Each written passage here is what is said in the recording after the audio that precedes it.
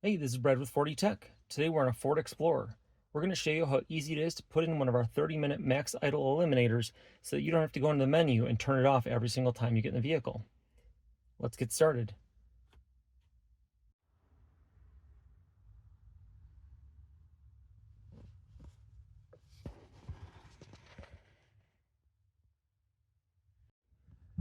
Then reach up to the opening, find the connector with our hand. In the bottom center, we'll find the release tab, and I'll press that with my thumb. We're grabbing the harness and pulling it out and wiggling. Here's a better view of that release tab right here where my index finger is. Then we'll simply plug our device in line with both that connector and the other side back up into the gateway module.